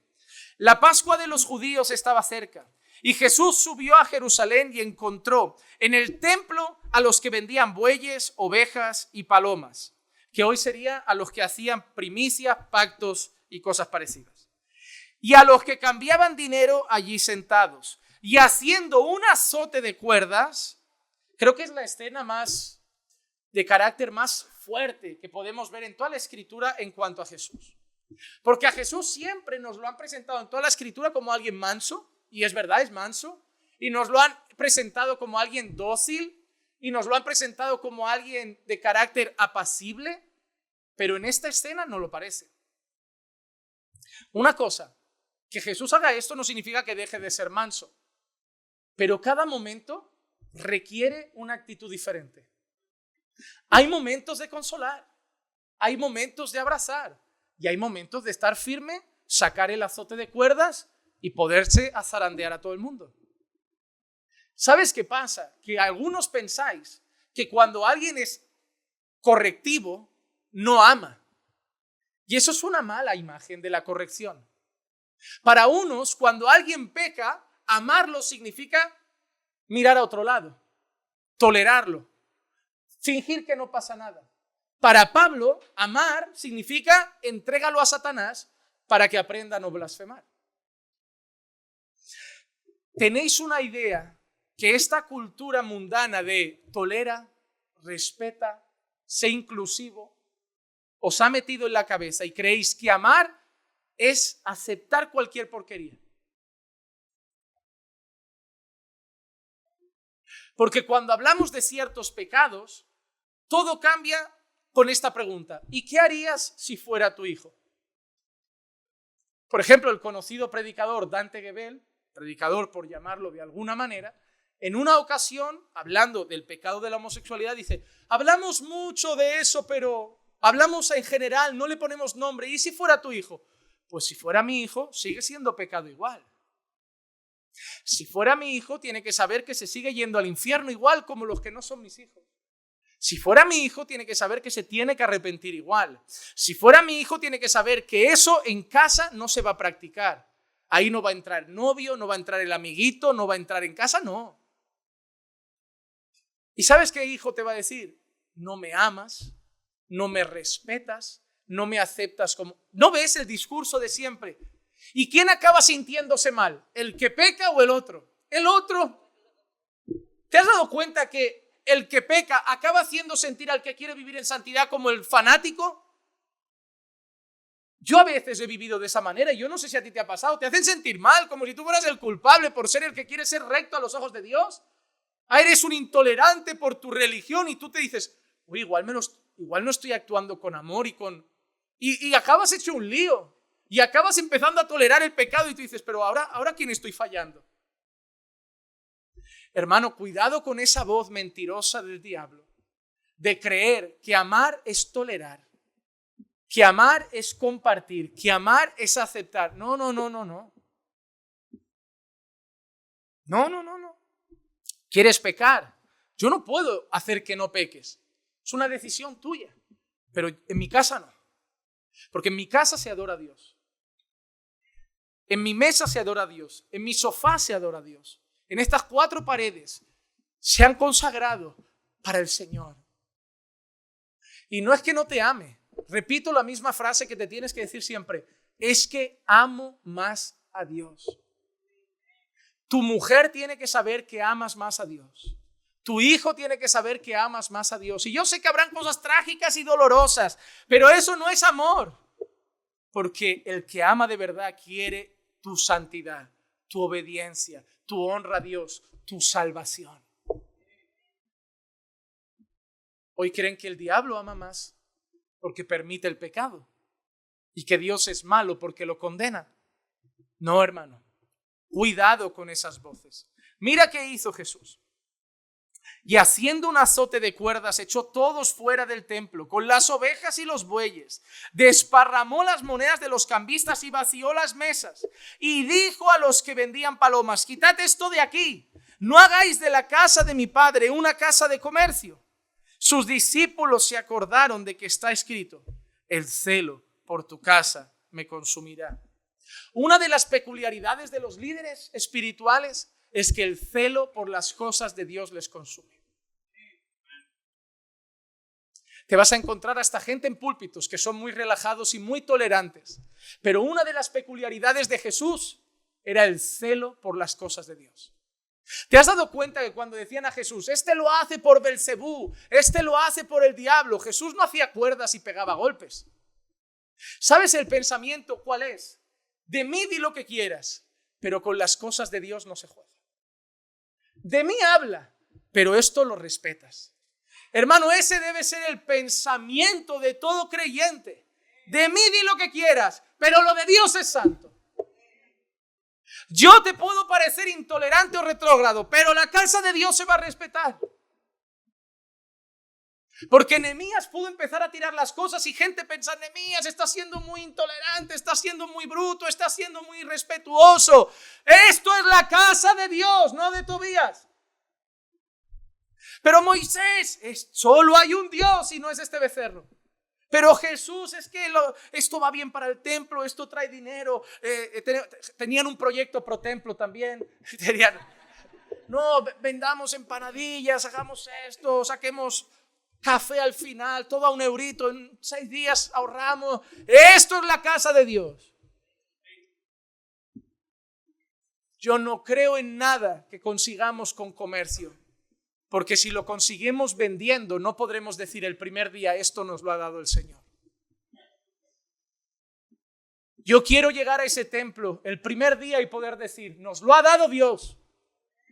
Dios ha movido corazones, Dios ha levantado las ofrendas, pero si lo hago vendiendo cosas, tendré que decir, ha sido una buena obra comercial. Y yo quiero llegar a ese primer lugar, que espero que sea el definitivo para la iglesia, poner un pie y decir, esto viene del cielo y no viene de las ventas. Es mi decisión, respeto que otros puedan tener otra. Pero mientras estemos en esta iglesia no hay ventas. No se cobran las conferencias, porque creo que todo lo da el Señor. Creo que hay cosas que tienen gastos que cubrirse, obviamente. Si alguien tiene un sueldo hay que pagárselo, pero ya excesivo. Hay iglesias que venden cada semana, que venden cada día, que venden cada culto, que siempre recaudar. Hermano, ¿cómo las iglesias que viven recaudando van a decir que es el Señor que provee? Si te pasas a la iglesia, los tienes trabajando siempre. Porque además no deja de ponerlos a trabajar para el dinero para la iglesia. Pero es trabajo. Y si los pones a vender, deberías al menos proveerles, porque el obrero es digno de su salario. No, pero las hermanas traen la comida, lo vendemos, ellas lo quieren donar. Hermano, yo respeto, de verdad, en ese punto no soy tan dogmático y respeto que alguno lo piense un poco diferente, pero no estoy de acuerdo con conseguir la provisión de las cosas de Dios así. Y algunos vienen de iglesias que cuando vieron lo del proyecto Pro Templo y lo que nos queda, la primera sugerencia es, ¿y si vendemos? ¿Y si oramos? ¿Y si rascamos nuestro propio bolsillo? Porque es fácil querer vender, pero difícil sacar del nuestro. Porque si ponemos tanto cada uno, mañana lo tenemos. Pero es lo mío, pastor. Prefiero vender. Pues no, hermanos. Porque Pablo no le dijo nunca a la iglesia, tengo que irme a tal sitio. ¿Y si vendemos? La iglesia daba para que el reino de Dios avanzara. Si no damos y Dios no provee, seguiremos aquí. Pero no venderemos. Porque repito, cuando lleguemos allí yo quiero decir, Dios ha provisto ese lugar. Dios ha provisto ese lugar. Y tengo fe que lo voy a decir un día. Y va a ser un lugar espacioso. Y vamos a poder reunir a más personas. Y cada año podremos decir, estamos aquí porque Dios proveyó maná. Dios mandó el lugar, Dios mandó el sitio. Y sí, hermanos, repito, no soy dogmático, puedo respetar que algunos en alguna situación extrema necesiten para poder pagar el alquiler. Hasta aquí el Señor ha provisto. Y yo espero morirme, pudiendo decir al final de mi carrera que todo el ministerio lo proveyó el Señor. Porque sigo creyendo que ese es el Dios de la iglesia. Yo lo sigo creyendo así. Y si no hay para más, pues será que Dios nos quiere aquí. Pero no creo que haya que hacer otra cosa. Así que echan fuera todo lo inmundo y ahora restablecen el servicio en la casa de Dios. Versículos 10 al 14. También descubrí que las porciones de los levitas no se les habían dado, por lo que los levitas y los cantores que hacían el servicio se habían ido cada uno a su campo. Mira qué había pasado. ¿De qué vivían los levitas? Vivían de eso, ¿recuerdan? Todas las tribus tenían tierra, pero los levitas les tocaba recibir una parte de los diezmos para ser sustentados y dedicarse al servicio en la casa de Dios. ¿Qué había hecho la gente? Se fue Nehemías. Yo ya no ofrendo. Y los levitas empezaron a servir y decir, ¿y ahora qué comemos? ¿Qué tuvieron que hacer los levitas? Adiós servicio, yo tengo que trabajar, yo tengo que comer, yo tengo que tener sustento. Y Nehemías llega y se encuentra ahora la casa de Dios vacía. ¿Pero dónde está la gente? Y el que abre la puerta, y los que cantan, y allí están en el campo. ¿Y qué hacen esos ahí? Es que la gente ya no les ha dado su parte. Todo se empezó a torcer. Mira cómo sigue. Por tanto, reprendí a los oficiales y dije, ¿por qué está la casa de Dios abandonada? Entonces reuní a los levitas y los restablecí en sus puestos. Entonces todo Judá trajo el diezmo del cereal. Llega Nehemías y vuelven a dar. Hermano, ¿te has dado cuenta de la dureza del corazón de la gente? Hay que dar por el Señor. Pero si nadie comenta lo de las ofrendas, hoy fingimos que no nos hemos olvidado. ¿Sabes cuál es el problema? Que debemos reconocer que la gente tiene un duro corazón. Y hay gente que no le nace. Hay gente que no le nace. Y mira, entonces todo Judá trajo el diezmo del cereal, del mosto y del aceite a los almacenes. Y puse al frente de los almacenes al sacerdote Selemías, al escriba Sadoc y a Pedaías, uno de los levitas. Además de estos estaba Anán, hijo de Zacur, hijo de Matanías, porque se les consideraba dignos de confianza, no como el otro que había metido el primo en la casa de Dios. Pero mira qué frase, él puso de golpe a trabajar a un grupo. ¿Y cómo los describe?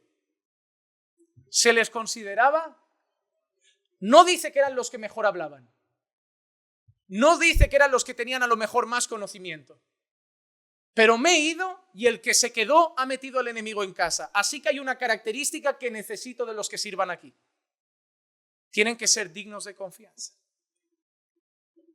Cuando tú tienes una empresa y pones un gerente o hay una característica que no puede faltar. Tiene que ser bueno, sí, pero te digo una cosa, el trabajo se lo puedes enseñar. El administrar el negocio se lo puedes enseñar. Pero hay una cosa que no se enseña, que se tiene o no se tiene, y se llama lealtad. La lealtad no se puede enseñar. Tú le puedes decir, hay que ser leal, pero si es desleal, va a ser desleal. Y te digo una cosa, en las cosas de Dios, yo puedo capacitar a un hombre, enseñarle palabra, enseñarle a predicar, enseñarle a servir al Señor dignamente, pero si no es de confianza no va a valer. Yo siempre lo he dicho, una de las mayores características que debe tener alguien que pones a servir contigo es que sea digno de confianza. ¿Cómo pones a servir a alguien? Por ejemplo, un ejemplo. Hoy alguien, pastor, yo estoy aquí para servir, y 2 años después se va de la iglesia. ¿Cómo pones a servir a alguien que te deja tirado 2 años después? Que se pone a él por encima de su iglesia. ¿Tú crees que yo no podría tener una iglesia más cerca de casa? Claro que sí. Y podrían tener una iglesia más grande. Si me voy a México, seguro. Si me voy a Texas, seguro. Y allí te dan mejor salario. Pero nuestro compromiso no es con el salario, no es con mi bolsillo, es con mi iglesia. Y hay una cosa que tiene Caminando por Fe, porque ya son 11 años que la semana que viene hacemos y Caminando por Fe lo sabe. Pastor, aquí hay mucha gente que estaba y ya no está. Sí, pero ¿sabes unos que estaban y siguen? Nosotros. Porque nosotros hemos sufrido lo mismo que esos. Hemos visto las mismas traiciones. Hemos llorado las mismas cosas. Pero ¿sabes por qué seguimos? Lealtad. Porque esta historia no se trata de mí, de mi ombligo. Se trata del Señor y de su casa. Habrán más que se van a ir, ya lo sé. Porque no todos son comprometidos. Porque no todos ponen a otros en primer lugar. Porque no todos consideran a su hermano como superior a sí mismo. Porque no todos piensan en la causa de Cristo, piensan en ellos. Ahora estoy triste, cambio de iglesia. Ahora me siento desatendido, cambio de iglesia. Ahora no soy el centro del universo, cambio de iglesia. No, hermanos amados, esta causa no es nuestra, es la causa de Cristo. Y se busca gente digna de confianza, de ponerlos a trabajar y decirle, tú sabes que mañana igual 200 nos dejan. Sí, sí. Y sabes que mañana igual, si me mudo para allí, quedo a 20 minutos más lejos de tu casa. Sí, sí. Y sabes que, sí, sí, pero yo voy a estar. Si tengo que conducir, conduzco. Y si tengo que dormir un día en la casa de Dios, duermo. Pero yo voy a estar. Eso es lo que se necesita. Se necesita gente que entienda que una vez pones la mano en el arado, ya no se mira atrás. Que una vez le dices sí al ejército, ya no hay retirada. Que desertar aquí no es una palabra que sirva. Hermano, ¿dónde están esos Silas? ¿Dónde están esos Timoteo? ¿Dónde están esos Pablos? ¿Dónde están esa gente que tú puedas decir, voy a poner a estos a trabajar porque son dignos de confianza? Porque sé que me puedo dar la espalda y ellos no me van a apuñalar. Ellos van a poner un escudo para que otros no me apuñalen. ¿Dónde está esa gente? ¿Dónde está esa gente? Hermano, ora para que Dios levante siervos que sean buenos en la palabra, que vivan en santidad, pero ante todo, que sean leales. Pero yo soy leal a Dios, no a los hombres. No has entendido nada. No has entendido nada. Porque si Dios pone a un hombre, serle desleal al hombre que Dios pone, es ser desleal a Dios. Te vuelves un tropiezo para la causa. Y no estoy hablando de mí, que nadie esté pensando, lo hice por... No lo digo ni por mí ni por Marcos, lo digo por Cristo y su iglesia. Hablamos la mente, que a veces pensamos, lo está diciendo por... No, lo digo en general por la iglesia. Que nadie piense que estoy hablando por mí, que yo busco gente... No, son la gente que necesita la iglesia. Esto lo diría en cualquier otra iglesia donde me invitaran, diría lo mismo. Porque eso es lo que necesita la iglesia. No yo, la iglesia. Se les consideraba dignos de confianza y su responsabilidad era repartir las raciones a sus parientes. Acuérdate de mí por esto, Dios mío, y no borres las obras de misericordia que he hecho por la casa de mi Dios y por sus servicios. Mira qué triste está Nehemías. Señor, acuérdate de las cosas que hice. Es como, Señor, he vuelto y está todo patas arriba, pero no te olvides, por favor, de todo lo que había hecho. Hermanos, el problema es que la gente, en cuanto se fue de Nehemías, dejó a Dios en un segundo plano. Mira lo que dice Ageo, capítulo 1, versículo 2. Así dice el Señor de los ejércitos. Este pueblo dice, no ha llegado el tiempo de que la casa del Señor sea reedificada. Hermanos, mira lo que dice el versículo 4. ¿Es acaso tiempo para que vosotros habitéis en vuestra casa artesonada, mientras esta casa está desolada? ¿Cómo estaba la casa de la gente? Decoradita, ¿verdad? Su tele, su suelo de parqué, sus buenas racholas, ahí estaban invirtiendo su tiempo. ¿Y cómo estaba la casa de Dios? ¿Acaso Dios les ha dicho, olvidaos de vuestra casa? No, solo que Dios ha dicho que hay una prioridad. Lo que no es posible es que solo estés pensando en tu casa y dejes de lado la casa de Dios. Hace un tiempo alguna persona me dijo la frase de no me siento pastoreado. Me gusta esa frase. Porque lo dice la gente que nunca te llama. Lo dice la gente que nunca te dice vamos a tomar un café. O sea, no se acercan, aparecen de higos a brevas y cuando se van dicen no soy pastoreado. Digo, ¿has pedido ser pastoreado? ¿Te has dejado pastorear? ¿Te has acercado a los pastores? ¿Has abrazado a los pastores? ¿Has llamado a los pastores? No, entonces ¿cómo te van a pastorear, cabrito? O sea, se puede ser tan egocéntrico como para quedarse en una esquina aislado, no saludar y luego esperar que todo el mundo vaya a ti. Me parece que eso es un acto sumamente egoísta. Y me parece que hay un montón de gente en las iglesias sumamente consentida, mimada, egoísta, que pretenden faltar y que los llamen solo por el hecho de que les presten atención. Eso no es pastorear, eso es consentir. Pastor, necesito quedar contigo. En cuanto pueda lo hago. Pastor, necesito... Vale. Pastor, ¿puedo hablar contigo un rato? Vale. La última vez que alguien me dijo eso le dije, ¿te he dicho que no a alguna reunión? No. ¿Te he negado el saludo? No. Es más, te voy a reafirmar algo. Si espero a que tú vengas a saludar, no nos saludamos. Pero siempre soy yo el que va dando las vueltas para saludarte. Entonces, ¿de dónde está eso que tú dices? Está en ti, no está en mí. Está en ti, no está en mí. El problema es tuyo. Y solo la dureza de tu corazón no deja verlo. ¿Cuánta gente deja a Dios de lado? Porque se pone así como el centro. ¿Cuánta gente no va a la iglesia porque está triste? ¿Cuánta gente no congrega porque se siente mal? Hermano, no se trata de nosotros. Métete esa frase en la cabeza. No se trata de ti. No le haces un favor a la iglesia cuando vienes. No le haces un favor a los pastores cuando vienes y no le haces un favor a Dios cuando vienes. ¿Sabes quién se hace el favor? Te lo haces tú porque lo necesitas. Hebreos 10:25, no dejando de congregarnos como algunos tienen por costumbre, sino exhortándonos unos a otros y mucho más al ver que el día se acerca. Amados hermanos, el día se acerca y hay gente que está relajadísima. Debemos congregar, debemos estar juntos, debemos caminar juntos, debemos adorar juntos, orar juntos, estudiar la Biblia juntos. ¿Quieres unirte? Da el paso tú. Acércate, saluda, compenétrate con las personas, relaciónate. Hazlo. No te quedes esperando a que vayan todos a darse cuenta que... Hermano, quita todo egoísmo de tu corazón. Va a ser un tropiezo en tu vida con Dios. Porque a la iglesia que puedas ir mañana vas a ser el centro un tiempo, pero dentro de un par o 3 de años serás uno más y volverás a sentirte igual. Deja de tener el síndrome de la eterna bienvenida y en vez de pensar que la gente no te cuida a ti, ¿por qué no le cambias la vuelta a eso y empiezas tú a cuidar a la gente? Porque el Señor Jesucristo no vino a que lo sirvan, vino a servir y dar su vida por otros.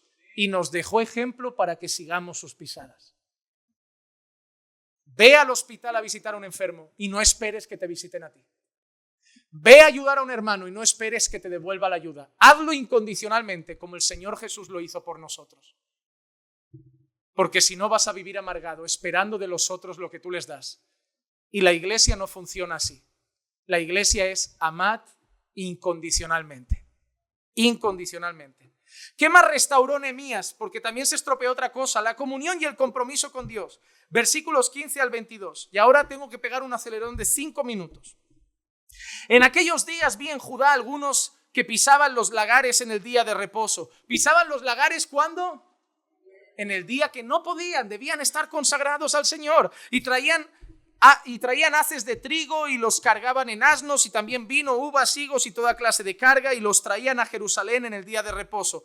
Y los amonesté por el día en que vendían los víveres. También habitaban allí en Jerusalén tirios que importaban pescado y toda clase de mercancías y los vendían a los hijos de Judá en el día de reposo. Entonces reprendí a los nobles de Judá y les dije: ¿qué acción tan mala es esta que cometéis profanando el día de reposo? ¿No hicieron lo mismo vuestros padres y nuestro Dios trajo sobre nosotros y sobre esta ciudad toda esta aflicción? ¿Qué les está recordando Nehemías? Todo lo que pasó por haber hecho lo que están haciendo. ¿Sabes lo que le está diciendo Nehemías?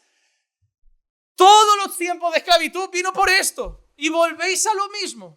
No habéis aprendido nada. Hay gente que es así, que tiene un matrimonio en crisis, buscan al Señor, el Señor lo calma un poco y vuelven a lo mismo. Digo, tú ya sabes que eso en un tiempecito vuelve a ser crisis, ¿no? Sí, pero tú verás. Y aconteció que cuando iba oscureciendo a las puertas de Jerusalén antes del día de reposo, pero mira qué hace Nehemías, ordené que se cerraran las puertas y que no las abrieran hasta después del día de reposo. Entonces puse a algunos de mis siervos a las puertas para que no entrara ninguna carga en día de reposo. Pero 1 o 2 veces los mercadores y vendedores de toda clase de mercancía pasaron la noche fuera de Jerusalén. Entonces les advertí, les dije: ¿por qué pasáis la noche delante de la muralla? Si lo hacéis de nuevo, usaré fuerza contra vosotros. Desde entonces no vinieron más en el día de reposo y ordené a los levitas que se purificaran y que vinieran a guardar las puertas para santificar el día de reposo. Por eso también acuérdate de mí, Dios mío, y ten piedad de mí conforme a la grandeza de tu misericordia. ¿Ves? El problema de Nehemías no era que vendieran y compraran, ¿Te has dado cuenta?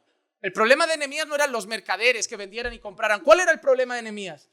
Que lo hicieran en el día de reposo. ¿Te acuerdas del pacto que habían hecho de obediencia? Santificaremos el día de reposo. En cuanto Nehemías se va, ¿qué hace en el día de reposo? Pastor, es que hoy toca trabajar. Es que hoy viene mi prima de Cuenca. Es que hoy viene mi abuela a visitarme. Y hoy estoy triste. Y hoy esto. Y hoy aquello. Es que no es tu día. Es el día del Señor.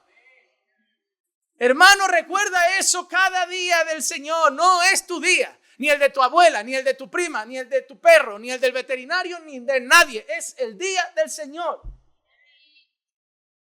¿Quién te ha dicho que hay que venir contento a la iglesia siempre? Siempre que se pueda. Entrar con gozo y con alegría. Pero hay días que estamos abatidos. Hay días que estamos tristes. Hay días que no queremos salir de las sábanas. Pero es el día del Señor. No se trata de mí. Y voy a sí mismo. Y Dios es lleno de gracia. Y a veces restaura el gozo y las fuerzas y la alegría. Y el abrazo de un hermano me consuela. Y ver a mis hermanos me fortalece. Es el día del Señor. Pero mire qué hizo Nehemías. Le dijo a los porteros, a esta hora cerrad y no abráis hasta mañana. Y había gente que le hacía presión a Nehemías y se quedaba en la puerta. Como, si nos quedamos aquí, Nehemías no nos va a dejar toda la noche en la calle aquí. ¿Y sabes qué hizo Nehemías? Lo dejó toda la noche en la calle. Y además se asoma y les dice, como sigáis poniéndoos ahí toda la noche esperando que yo un día por misericordia os abra, lo que voy a hacer es usar la fuerza. Lo que está diciendo Nehemías es, ahí tengo unos cuantos arqueros y como sigáis viniendo todas las noches, yo no respondo. ¿Te has dado cuenta la seriedad con la que los hombres se deben tomar el respetar las cosas de Dios? Hijo, en esta casa se llega a las 10 o no vengas.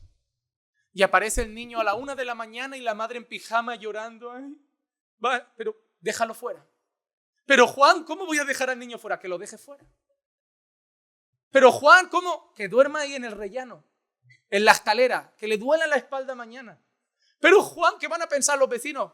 Que piensen lo que quieran. ¿Y si llama a los servicios sociales? Pues yo les cuento lo que ha pasado. Que mi hijo salió de casa y vuelve cuando le da la real gana. Y eso no funciona así en esta casa. Pero Juan, que Juan ni Juana, que no.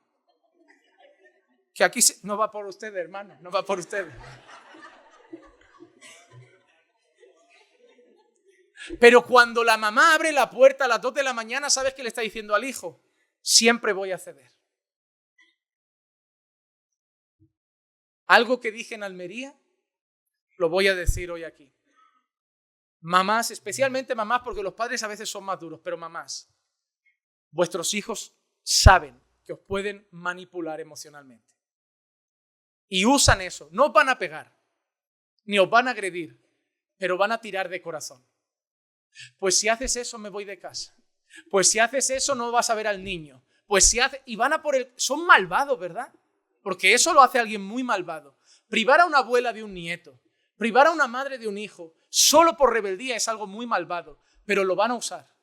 Porque ellos saben que las mamás al final aman tanto que van a ceder. Pero también saben que cuando cedan una vez ya han ganado la guerra. Nehemías sabe que cuando se quedan en la puerta, si les abre y dice, bueno, venga, pasad, pero nunca más. Cada noche va a tener gente en esa puerta. Y Nehemías sabe, dice, voy a escuchar críticas. Porque ¿qué te crees? ¿Que la gente no criticaba a Nehemías? Eso no sale, pero, Nehemías no tiene misericordia, Nehemías le falta amor, Nehemías no es compasivo. Y Nehemías, pero mira cómo acaba todo lo que hacía Nehemías. Al final Nehemías decía, acuérdate de mí, Señor. ¿Qué te crees? ¿Que para Nehemías no era difícil? Que para Nehemías no era difícil escuchar las críticas de su pueblo, que para Nehemías no era difícil escuchar las acusaciones de su pueblo, pero Nehemías sabía por qué lo hacía. Acuérdate de mí, Señor, porque yo solo quiero que se te respete. Yo solo quiero que se te respete.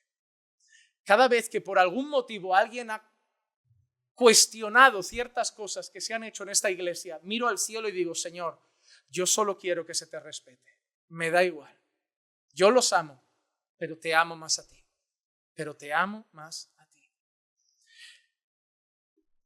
Así que Nehemías vuelve a restablecer el santo día del Señor. También Empieza a arreglar las cosas que se habían roto en cuanto a las relaciones personales. Versículos 23 al 29. Vi también en aquellos días a judíos que se habían casado con mujeres asoditas, amonitas y moabitas. De sus hijos la mitad hablaban la lengua de Asdod y ninguno de ellos podía hablar la lengua de Judá, sino la lengua de su propio pueblo. Y contendí con ellos y los maldije. Herí a algunos de ellos. No, Nehemías va por todas. Y les arranqué el cabello.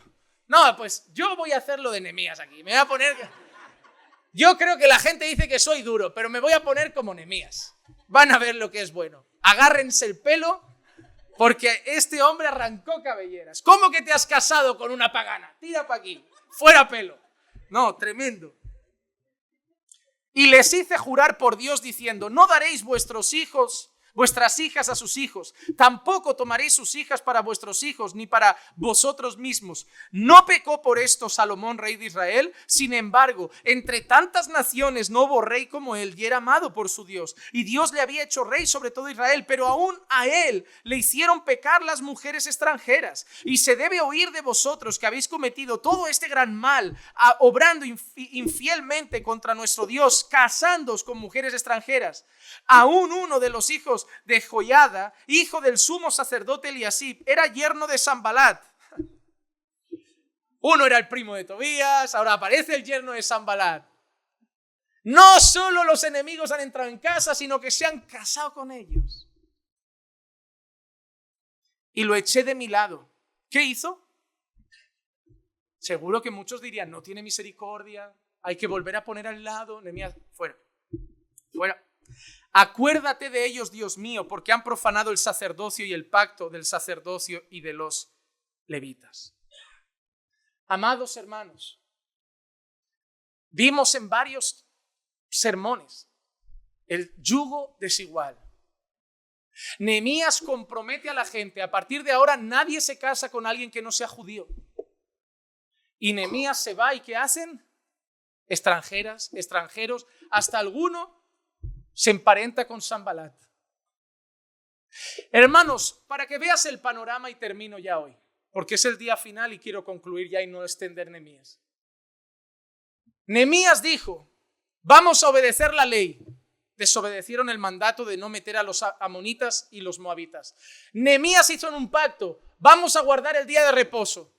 Empezaron a trabajar el día de reposo y desobedecieron. Nehemías hizo un pacto, vamos a dar nuestras ofrendas y todo lo que dispone la ley para la casa de Dios. Dejaron de dado ese mandato y empezaron los levitas a tener que trabajar para tener sustento. Hicieron un pacto, vamos a obedecer el mandato de no unirnos en yugo desigual, no nos vamos a casar con gente extranjera. Nehemías llega y algunos niños ni saben hablar en el lenguaje de Judá. Hermano, ¿cuántos días, meses, años estuvo trabajando Nehemías? ¿Y en cuánto tiempo se rompió todo? Este texto me ayuda a recordar dos cosas, amados hermanos. Que porque algo esté bien hoy, después de mucho trabajo, no significa que hay que bajar los brazos. Hay que seguir atentos.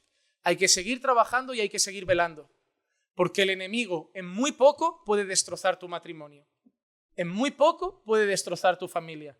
Pastor, ¿cómo les va en el matrimonio? Ya estamos mejor, pues sigue trabajando. ¿Cómo va en casa? Pastor, ahora ya el clima está mejor, pues sigue orando, porque en muy poquito lo puede volver a romper.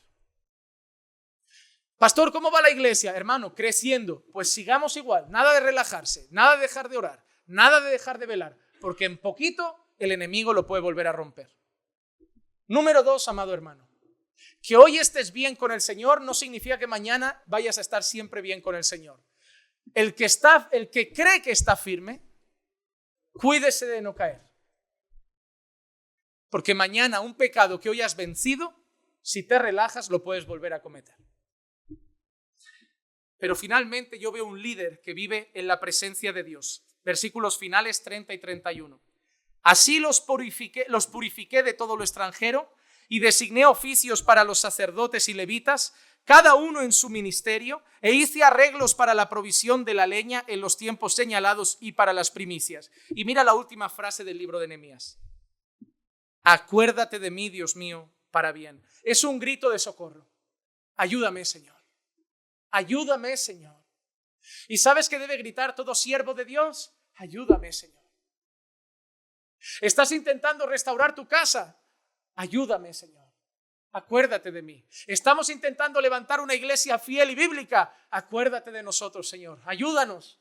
¿Estás intentando restaurar tu matrimonio? Ayúdame, Señor. Acuérdate de mí. Dame firmeza. Dame fortaleza. No me dejes tambalearme. No me dejes bajar los brazos. No me dejes dejar de orar. Ayúdame a estar velando. Acuérdate de mí, Señor. Acuérdate de mí, Señor. Pero hermanos, si nos podemos poner delante de Dios y decir, acuérdate de mí, Señor, es porque la mayor restauración no fue la de Israel. La mayor restauración fue la de Cristo. En Romanos 5, 1 y 2, por tanto habéis sido justificados por la fe, habiendo sido justificados por la fe, tenemos paz para con Dios por medio de nuestro Señor Jesucristo, por medio de quien también hemos tenido entrada por la fe a esta gracia en la cual estamos firmes y nos gloriamos en la esperanza de la gloria de Dios. Hermanos, si tenemos una vida restaurada, una fe restaurada, un espíritu restaurado, vida espiritual, no es por la obra de Nehemías, ni por la obra de Moisés, ni por la obra de los pastores de esta iglesia. Es por la obra de Jesucristo. Es por Jesucristo que hoy podemos clamar a Dios, acuérdate de mí. Es por Jesucristo que hoy podemos orar y tener acceso al trono de la gracia. Es por Jesucristo que podemos decir que la obra de Nehemías, que se tambaleó al final, la nuestra es diferente. Porque Nehemías no podía controlarlo todo. Pero el que empezó la buena obra en nosotros la está perfeccionando hasta el final. Él no deja una obra medias. Y cuando se clavó en aquella cruz, Él no dijo lo he intentado. Él dijo consumado es. Hermano, demos gracias a Dios por Jesucristo, por haber restaurado nuestra vida espiritual cuando estábamos muertos en delitos y pecados. Y si tú estás aquí hoy y tu vida espiritual está muerta, y estás todavía abrazando tu pecado, ve a Cristo porque hay restauración para un pecador que se arrepiente. Hay restauración para un pecador que reconoce su iniquidad. Hay restauración para un pecador que pone su fe en Jesucristo. Y podrás ver restaurada tu fe, tu relación con Dios, y la relación que se rompió en Adán podía haber sido restaurada hoy en Jesucristo. Y a los que ya estáis en Cristo, luchemos por la iglesia, porque Sanbalat puede entrar. Tobías puede entrar, en tu casa también, en tu matrimonio también. Hermano, no te relajes. Este libro me ha enseñado algo. La restauración fue muy bonita durante 12 capítulos, pero bastó un capítulo para tirar a la basura los 12. El Señor está haciendo algo bonito en ti. El Señor está enseñándote en esta iglesia, edificándote con su palabra, confrontándote. No te relajes. No te relajes, porque el Señor está obrando en ti, pero si te relajas puedes dar pie a tropiezos en tu vida. Sigue restaurando tu casa, sigue levantando ladrillos en tu vida espiritual con la ayuda de nuestro Señor Jesucristo. Vamos a orar. Padre, te damos gracias por tu palabra, gracias por la enseñanza de hoy, gracias por haber podido concluir este maravilloso libro. Gracias, Señor, por acabar dándonos un llamado de advertencia para estar velando, para no relajarnos, para estar trabajando firmes, Señor, para seguir manteniendo la firmeza espiritual que hasta hoy nos estás dando. Aquellos que se han relajado, que vuelvan a levantar los brazos. Aquellos, Señor, que ahora mismo están descuidando sus áreas espirituales, que hoy se vuelvan a levantar con ayuno, con oración, con palabra, a poder restaurar nuevamente su vida espiritual. Y aquellos que no te conocen, Padre, que hoy los puedas restaurar, que hoy puedan pasar de muerte a vida en Cristo Jesús. Señor, yo sé que tu palabra nunca viene vacía. Así que, Padre, obra hoy a través de este mensaje en el corazón de mis hermanos. Te lo pido y te lo ruego. Acuérdate de nosotros como iglesia. No importa, Señor, si otras iglesias dejan entrar a Tobías. No importa si otras iglesias dejan entrar a Sanbalat. Ayúdanos a tomarnos en serio tu santidad como Nehemías. A cerrar las puertas, a ponernos firmes, a quitar la inmundicia. No importa lo que nadie diga. Que nuestra iglesia te honre. Que este pueblo te honre, Señor. Que este pueblo te dé la gloria. que nos puedan llamar fanáticos o religiosos, que nos puedan llamar conservadores o extremistas, pero lo importante es que tú nos mires y digas: buen siervo y fiel, buen siervo y fiel. Acuérdate de nosotros, acuérdate de Caminando por Fe, Señor, te lo pedimos en el nombre de Jesús.